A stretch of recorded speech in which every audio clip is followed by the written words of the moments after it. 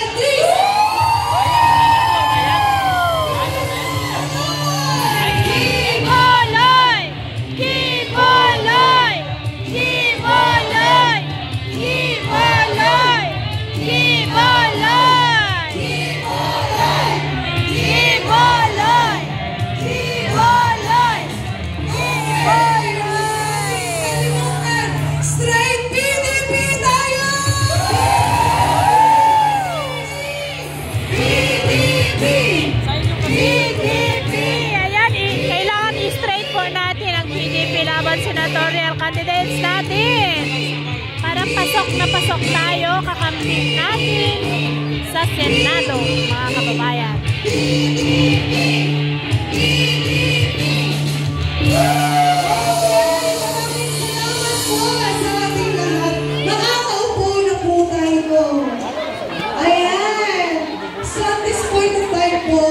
Gusto ko namin sabihin na ilang minuto na lang magsisimula na po ang programa natin doon po sa Davao City. At gusto ko rin pong malaman ninyong lahat na nakikita po tayo sa buong Pilipinas! Sa buong Pilipinas, kundi sa buong mundo! Kaya po natin kakalimutan to wear our smile. Ayun! Nagpapasalamat din po tayo sa barangay 192, no? Napaka-energetic talaga. So nagpapasalamat tayo, diba? Kasi pinaunlakan nila ang ating, invitasyon. Punta tayo dito at para marinig natin ang ating mga tumatakbo, mga kandidato na. Kasi ito, meron kayo pangalan na nagtakipagat. Alas 4 din kasi mag-start. So, antayin tayo ng konting days na lang. Lagi niyo tatanggalin na si Doc Matak ng ating pangasampo. Primary health services at specialized care para sa ating mga kababayan. Sa Malasakit, kalidad ang edukasyon para sa mas magandang kinabukasan. Samahan ko ng sports, panalo ang kabataan. Muna ng Malasakit ang pagbigay lakas sa mga lokal na negosyo at mas maayos na trabaho. Sa Malasakit, serbisyong may puso, kalinga at proteksyon para sa mga OFWs nasaan man sila sa mundo. Maraming nagagawa at nararating ang Malasakit para kay Senator Bongo, ang ating Mr. Malasakit, Bisyo, ang more serbisyo. Magandang araw po sa inyo lahat. Ako po si Senator Bongo. Patuloy po ako magsiservisyo sa inyo lahat sa abot ng aking makakaya. Dahil bisyo ko po ang magserbisyo sa ating mga kababayang Pilipino at naniniwala po ako ang serbisyo sa tao ay serbisyo po yan sa Diyos. If God willing, ipagpapatuloy ko ang aking paninilbihan upang matiyak na ang serbisyo at programang makakatulong sa inyo ay patuloy na ipapaabot sa bawat Pilipino. Unahin ko po ang mga programs at tulungan po natin ang mga kababayan nating mahihirap. As your Senator, I have authored 16 laws. I have principally sponsored 82 laws, including 80 laws for the establishment and upgrade of public hospitals. I have co-authored or co-sponsored 185 laws. Bilang chairman ng Senate Committee on Health, tatlo po ang aking naging prioridad. Malasakit Centers, Super Health Centers, at Regional Specialty Centers. Bilang chairman ng Senate Committee on Sports, iniingan niyo ko po ang mga kabataan to get into sports, stay away from drugs, to keep us healthy and fit.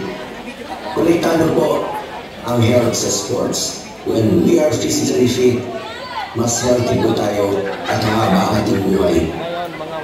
Isa po ako sa author at co-sponsor ng National Academy of Sports sa New Clark City, kung saan po meron na tayong eskwelahan na pwede na mag-aral at the same time mag-training ang student athlete. Proud po ako bilang chairman ng Senate Committee on Sports since 2019 na kami po natin ang first ever gold sa 2020 Tokyo Olympics at 2 gold sa 2024 Paris Olympics. Chairman din po ako ng Senate Committee on Youth. Sa mga kabataan, mag-aaral kayo ng mabuti. Kayo po ang kinabukasan ng bayan ito. Nandito lamang po ang inyong Senator Kuya Bongo na handang magserbisyo po sa inyo lahat sa abot ng aking makakaya. Dahil bisyo ko po ang magserbisyo sa ating mga kababayan Pilipino. At naniniwala po ako ang serbisyo sa tao, serbisyo po yan sa Diyos. Kasama ninyo ako sa laban para sa mas maayos, mas maunlad at mas maasahang gobyerno. Sa tulong ninyo, patuloy po ako magsiservisyo sa inyo. Ilapit po natin ang serbisyo medikal sa ating mga kababayan ilapit po natin ang serbisyo ng gobyerno sa ating mga kababayang mahihirap. Maraming salamat po. Mabuhay tayong lahat.